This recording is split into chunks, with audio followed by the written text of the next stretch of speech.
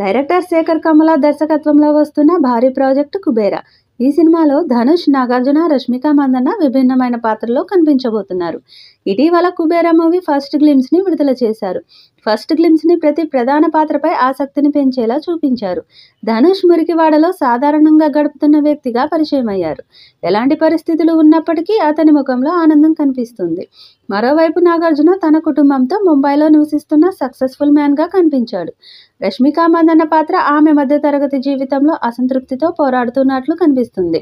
శేఖర్ కమల కథను ఎక్కువగా తెలియజేయకుండా పాత్రల పరిచయాలపై దృష్టి పెట్టాడు.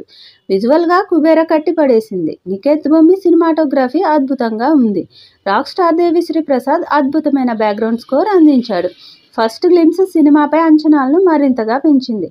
Sekhar Kammula Amigos creations private లిమిటెడ్తో కలిసి ఎస్విసిఎల్ఎల్పిపై సునీల్ నారంగ్, పుస్కూర్ రామ్మోహన్ రావు ఈ చిత్రాన్ని నిర్మించారు.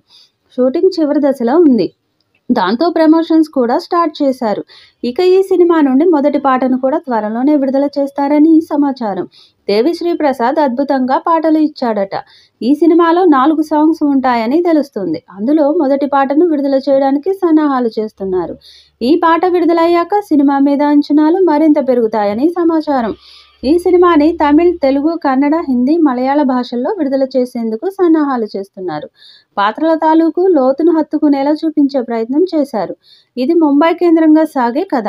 ఇక గ్లిమ్స్లో బిచ్చగాడి తరహా గెటప్లో ధనుష్ కనిపించిన తీరు, కుక్కపిల్లను పట్టుకొని చిరునవ్వులు చిందిస్తూ కనిపించిన షాట్ ఆకట్టుకుంది. భారీ మొత్తంలో డబ్బు కట్టలతో నిండి ఉన్న గదిలో నాగార్జునలు నించొని ఉండడం, డీ గ్లామర్ లుక్లో రష్మిక కనిపించిన తీరు అన్నీ ఆసక్తిని రేకెత్తించేలా ఉన్నాయి.